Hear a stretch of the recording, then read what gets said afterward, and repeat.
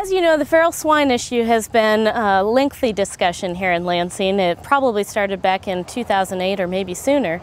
But back last year in December, the previous DNR Director signed an invasive species order that would call the feral swine, or sporting swine as we've called them, an invasive species. That order has since been extended, and now that deadline has passed. So as of October 8th, feral swine, sporting swine, wild boar, whatever you want to call them, are now an invasive species, according to the Department of Natural Resources. However, this is still subject to change. We have legislation pending in the Michigan Senate that would essentially regulate the facilities, the shooting facilities, to give them parameters just like we have for captive cervid operations.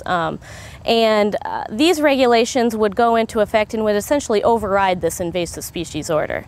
So it's anyone's guess right now as to what could happen. There also could be riddled with lawsuits from the game ranchers who believe this is basically a takings of personal property by action of the government. So we have some challenges. That's going to be a wild ride, I suspect, this fall and even this winter and into the spring. So October 8th, the order went into effect, but it's not going to be actually implemented until April 1st.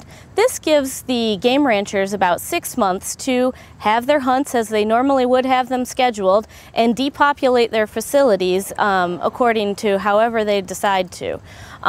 As of April 1st, that's when the DNR is going to start actually going to these facilities, physically shutting them down, and start issuing fines and penalties for those that are still in operation after that date. We'll try to keep you up to date on this issue as it goes through the process on our website, michiganoutdoors.com, and through all of our media here at MUCC.